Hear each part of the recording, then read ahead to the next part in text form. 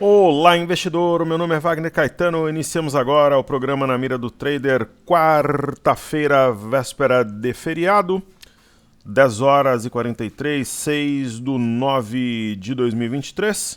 Temos tempo nublado, aqui em São Paulo, 17 graus, frio. Eu desejo um bom pregão a todos. Amanhã a gente não vai ter a rotina completa, não tem, por exemplo, o informe cenário, YouTube, tampouco aquele relatório fechado de mini contratos, né, pessoal da imersão e do passaporte, mas eu vou fazer reader, clique, coloco algum estudo estático do EWZ, isso aí sim, principalmente programação do Telegram, né? Então vai o reader, o panorama também, e aí os stories no Instagram, ok? Então faremos panorama, reader e clique no Telegram e também os stories lá no Instagram. Temos aqui o mini índice. Eu falei mais cedo, quando ele estava na mínima, na região ali de 118,600, que nós teríamos o teste ainda de manhã da região de 119, 119,090. Bingo, agora são 10h44. E eu comentei que poderia encostar no 119,260. Daí eu vou explicar por quê. É sempre importante vocês saberem o racional que está por trás. Cara, esses softwares é só Deus mesmo. Ainda bem que a gente sabe lidar, né? Ele muda as configurações, mas enfim, não tem software perfeito. Mas o TradingView ele ajuda bastante, mas está longe de ser perfeito. Então, eu acreditava, apesar de ser um espaço vazio aqui, eu acreditava numa formação de fundo. Aí eu vou explicar por quê. Se a gente trabalhar com Fibonacci, quando a gente tem o olho já treinado, né? Seria mais ou menos isso aqui. Mais ou menos, tá? Eu não vou traçar milimétrico, depois eu vou apagar. Mas quando a gente treina o olho para as proporções, você vê figura, tudo com facilidade. Então, simplesmente veio na retração de 618, que está aqui como 0,618, né, que é 61,8. Então eu falei, vai montar um fundo por aí, vai buscar inicialmente o 119, que era a máxima do dia, né? Tem um ponto aqui, 119,090, a máxima marcada ontem, 16,30, e depois 119,260, que foi marcada aqui 15,30. Então deve buscar realmente 119, na verdade bateu, né? 119,255, então o nosso racional ele está completo. Eu dividi por estágios para que o aluno possa entender, internalizar, assimilar e poder praticar posteriormente. Essa é a minha ideia. Eu crio um pensamento de que o aluno seja livre ao longo do tempo. Essa é a minha missão. E olha, pode romper o 260 aqui e encostar na cabeça do pivô ou algo perto aqui de 119,450, 475, é possível. O problema é que nesses dias que antecedem feriados e tal, o mercado se movimenta de manhã. Eu até comentei, né? Quando abrisse o mercado americano, iria fazer esse movimento. E fez, né? Abriu 10,30. Agora eu não sei se vai ter liquidez para chegar nessa região e romper. Porque simplesmente a galera... Eu sei como funciona, porque eu já estive do outro lado, né? A galera sai para almoçar e não volta, pessoal. Sendo mais sincero, né? Às vezes eu crio essas polêmicas e tal. Eu nem deveria fazê-lo, mas como a minha ideia é trazer uma situação real de mercado, a galera sai para almoço e não volta. E por isso que não tem liquidez à tarde. Né? Estão no seu direito, cada um faz o que quer. Alguns ficam indignados com isso, ficam revoltados, mas é uma característica do nosso mercado e a gente tem que respeitar. Né? Dessa forma, por exemplo, eu trabalhei durante um tempo, eu fiquei mais tempo na Holanda, em Eindhoven, viajava para Utrecht, Amsterdã, Rotterdam, Groningen, para várias cidades a trabalho, para fazer treinamentos. E a primeira coisa que eu fiz, eu era novo na época, porque eu tinha 22 anos, muito jovem. Eu fiquei um mês estudando a cultura, então eu tive a maior facilidade em fazer amizades, adaptação, absorção de conteúdo, apoio logístico. Eu tive uma questão com a empresa, uma questão financeira, eles não conseguiam enviar o dinheiro, a empresa me adiantou o dinheiro, eles depositaram depois. Eu fiz boas amizades por quê? Porque eu cheguei já entendendo como é que funcionava a cultura. E foi uma adaptação, um país que eu adoro. Pretendemos voltar aqui em casa. O pessoal da minha família tem interesse em conhecer um local onde eu morei. Mas eu estudei a cultura e muitos outros profissionais que lá estavam, diversos países, tiveram grandes dificuldades, né, com alimentação, com logística, essa questão da pontualidade, né, da sua postura profissional, postura como estudante. Então, por exemplo, o Brasil tem essa característica, ponto. Se você quer operar aqui, você tem que se adaptar. Eu acho um absurdo, né, a semana ser perdida em razão do feriado. Mas é uma característica do nosso mercado. Ponto. É isso. Ok? Então tem aqui a ideia do pivô. E é isso. Vamos prestigiar nossos queridos amigos do YouTube. Hoje, além do meu energético, eu tô com um cafezinho aqui do lado também. De vez em quando eu tomo um café. Então vamos lá. Nosso querido amigo Eduardo Fraga, deixando boa tarde e bons negócios. Obrigado, querido. Pergunta pertinente, Zé Carlos Oliveira. José era o nome do meu pai. Meu pai me ensinou diversas teorias da prosperidade. Corintiano. A gente adorava ver os jogos na TV. Era difícil levar meu pai para o estádio, mas na TV a gente se reunia, fazia um churrasco. Muito legal, quando era à noite a gente pedia uma pizza, sempre eu, ele e meu filho. E a família também, né? Ele era muito ligado ao meu filho, assim como a minha mãe também. Hoje meu filho tem 24 anos, está prestes a se formar em Direito. Meu filho trabalha com trust, offshore, holdings, familiares e trabalhou 2 anos no Ministério Público com Direito de Família. Então, nosso querido amigo deu like 55, tem o mesmo nome do meu pai, José. Ele fala sobre a situação da Via. Com a diluição dos acionistas, o amigo acha que compensa entrar nessa, querido? Nós entramos, né, nessa operação com a Via. Agora, para deixar algumas situações bem claras, né? Eu aloquei, vocês sabem que eu realizei lucro em diversos ativos na máxima do movimento, aqui no Brasil e lá fora. A gente realocou em algumas ações que já estavam em carteira, aqui no Brasil e no exterior, também nos Estados Unidos, e a gente pegou tudo aquilo que a gente não acreditava que tivesse uma ideia de alta mais forte, tipo Amar 3, Local Web, Amer 13, a gente colocou em Via. Né? E o preço médio está distante, então o meu preço médio está 1,73. O pessoal fala, eu duvido você falar o preço médio lá no Falo, está 1,73. Tem aluno que está 1,70, 1,50, 1,30, tem de tudo. O meu está 1,73.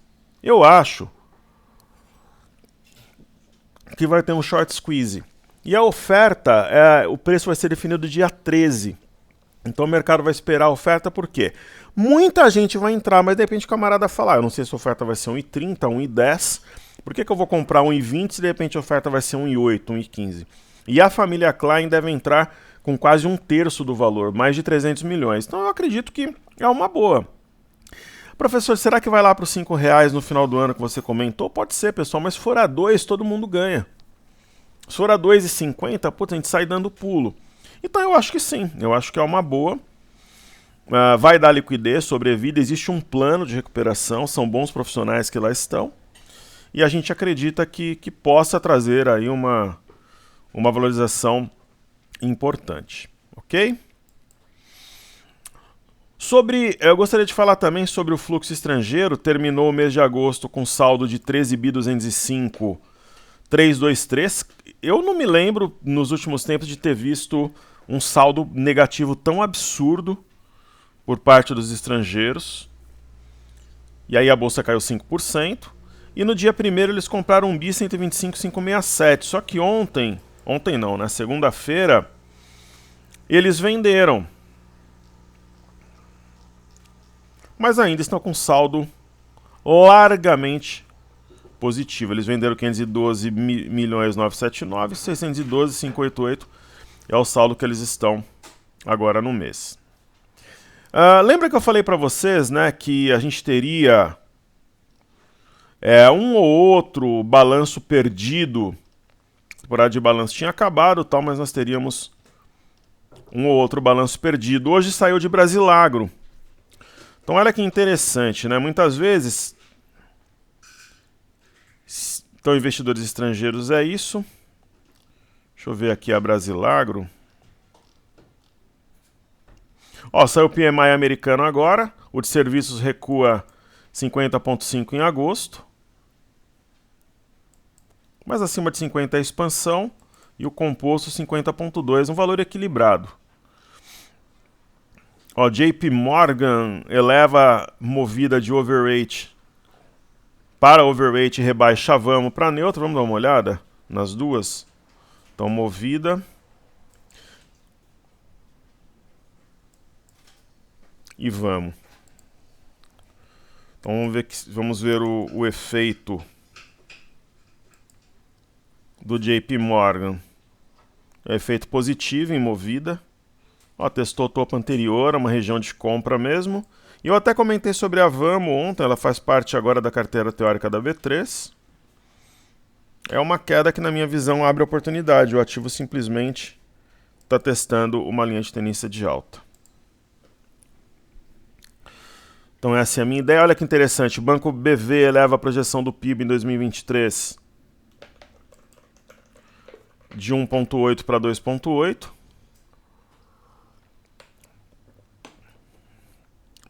Isso vai ser comum, né, depois do PIB do segundo trimestre.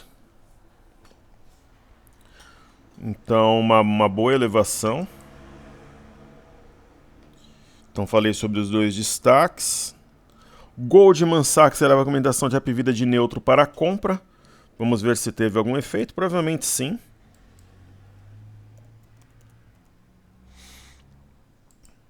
Efeito positivo. Subindo 4,08. É uma oportunidade para quem é mais ousado. Eu prefiro o redor. Acho muito mais seguro. Nesse momento, operar redor deve dar uma baita de uma porrada. XP eleva a previsão de PIB de 2024 de 1 para 1,5 e desse ano de 2,2 para 2,8. Movimento bem interessante. Tinha mais alguma coisa? Então, os investidores estrangeiros eu comentei.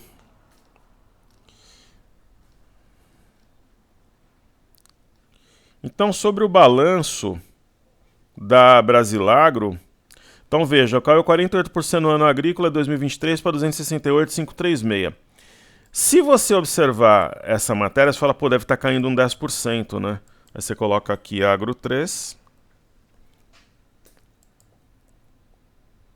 Está subindo 8, subindo 9. Por quê? Porque já estava no preço. Está acionando um pivô, essa é uma barra oculta. Ok? Legal, então eu vou agora fazer aquele pente fino na planilha giro de mercado.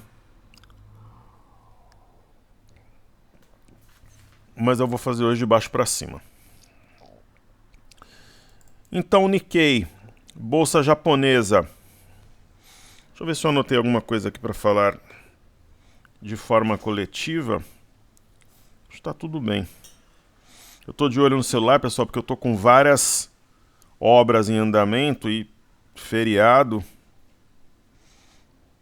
Várias manutenções, várias obras em imóveis diferentes.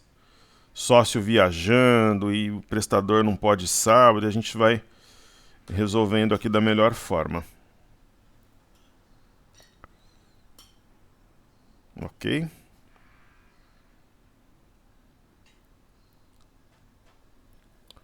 Então vamos ver aqui.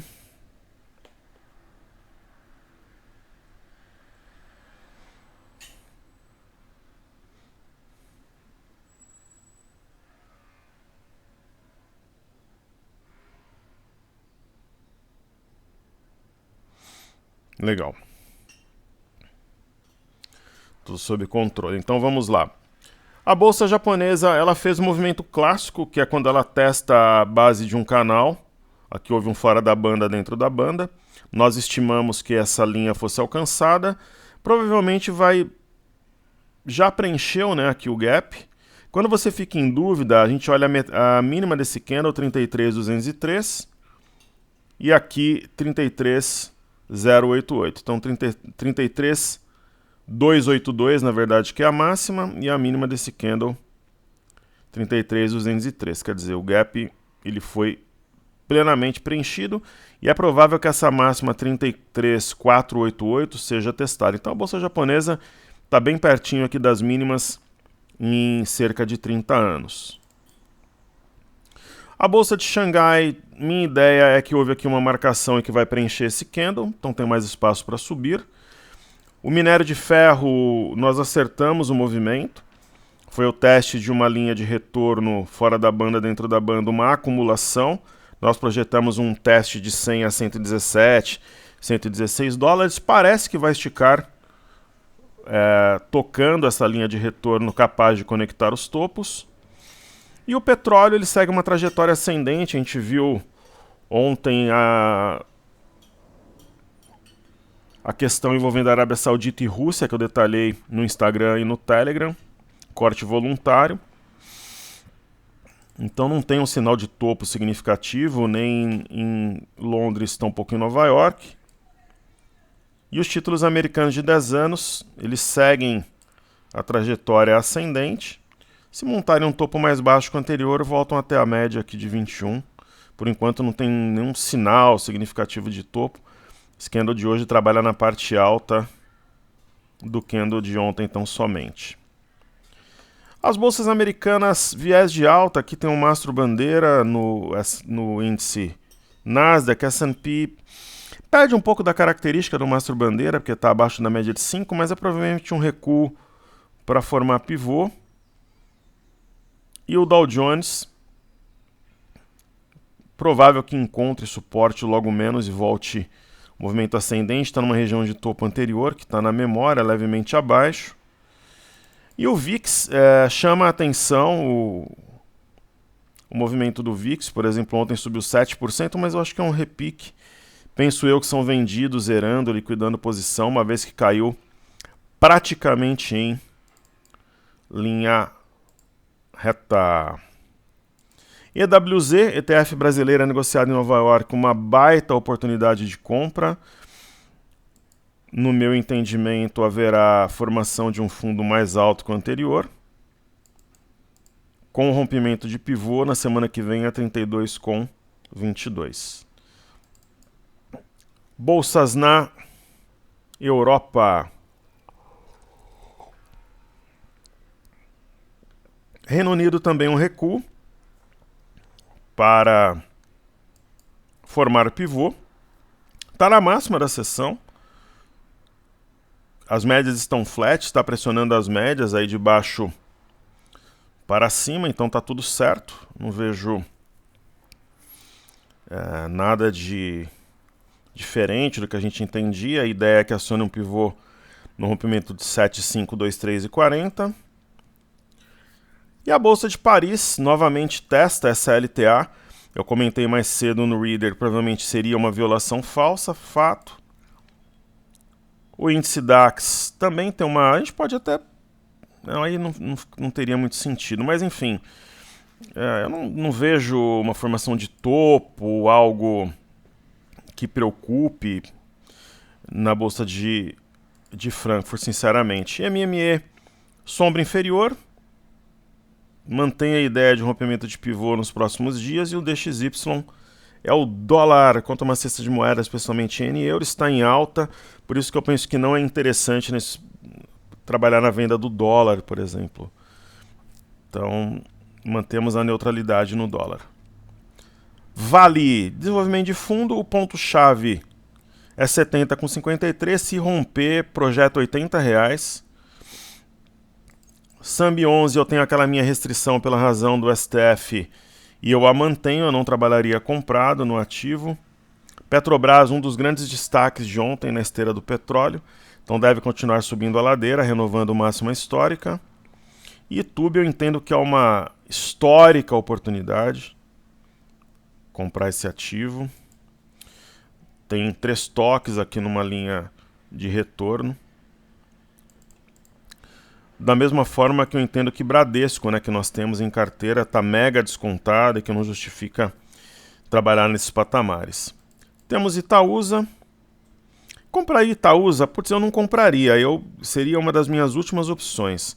Eu prefiro, por exemplo, Itube, Bradesco, até BPAC, que a gente realizou lucro recentemente, mas não seria a primeira opção, seriam realmente Bradesco, seguido por Itaú e numa terceira,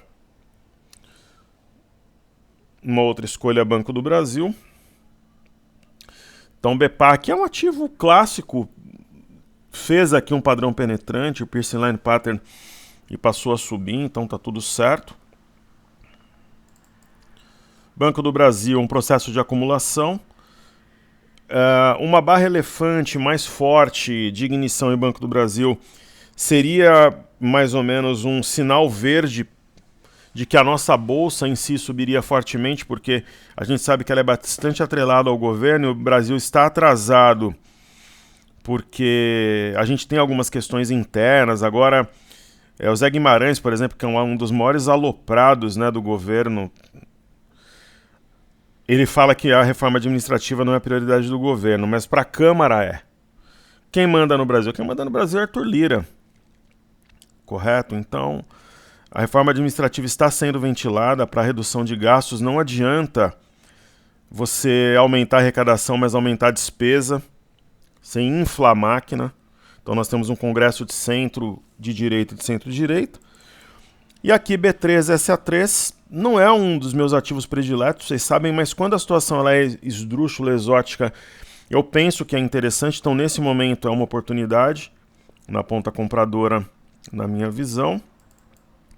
E aí nós temos o Imob lutando aqui para formar fundo, né? A mínima do movimento marcada ontem, então o candle, digamos assim, chave é o de ontem, sua máxima 900,06, uma vez rompida, pode gerar um movimento comprador um pouco mais forte, contundente. E aí nós temos o IMAT, viés altista, deve permanecer. O próprio IMAT está extremamente atrasado em relação ao minério e ao petróleo. O IFNC pode fazer a diferença se montar fundo, voltar a subir. Existe um pivô de baixa em desenvolvimento. Ele foi acionado na perda de 11,542. Acima desse patamar, neutraliza o padrão e nós teremos uma alta mais forte, o movimento direcional. Ok? Maravilha. Então, falemos do índice de energia. Também aqui um provável fundo duplo, numa região de suporte anterior. Uma resistência anterior, que agora é suporte pela inversão de polaridade. E nós temos o índice de consumo, tem o Arami. Se houver o rompimento, deve acontecer semana que vem em 2,979. Quem sabe na sexta, pivô de alta, aí ocorrerá uma reversão. Small 11 também tem um sinal de fundo forte. Precisa desenvolver numa semana de feriado, é complexo, né? Para vocês terem uma ideia, se a gente pegar o Ibov agora, no gráfico semanal, semana está absolutamente de lado, uma queda de 0,38. Então, uma semana anêmica. Quer dizer, o pessoal já entrou em ritmo de feriado na segunda, ainda mais sendo feriado americano na segunda. O Bova 11, na minha opinião, é aquele movimento da garrafa de champanhe, chacoalha, chacoalha, chacoalha. A hora que você tira a rolha, vai para o alvo aqui na parte alta do canal, como aconteceu na bolsa japonesa, que eu falei anteriormente. E Bovespa em dólares, a mesma ideia, né? Então você tem um movimento de contração para uma expansão naturalmente posterior. Então, Ibov absolutamente de lado, candles bastante limitados, vejam que a amplitude é muito menor. No caso do mini dólar, a gente espera aí uma oportunidade de venda, mas que não fica muito clara no momento, talvez não se justifique, mas também não compraria nesse patamar, aqui a gente vê um teste do topo anterior. E o DI, hoje entre a compra e a venda eu venderia, nem que fosse para pegar uma pontuação menor, acho que está mais para venda, mas não muito interessante também, sendo bem sincero. E uma das boas novas é o milho. O milho ele tem grande volume. Esse movimento ele ganha ares de acumulação. Se for, tem amplo espaço para subir. O milho ele pode entrar numa tendência de alta duradoura de semanas. Eu entendo que é o cenário mais provável no momento. A gente está falando do CCMX 2023. Então, até para quem pensa numa entrada ou melhorar preço médio é interessante. E sobre o mini índice, deve, no período da tarde, vejam que ele renovou a máxima. Quase veio na cabeça do pivô. Deve sair aqui de, vamos falar de um outro racional, 118.910 a 118.300, 118.400 no período da tarde. Então é isso aí, tá entregue. Um forte abraço a todos, muito grato pela sua atenção. Top Traders, a casa do investidor.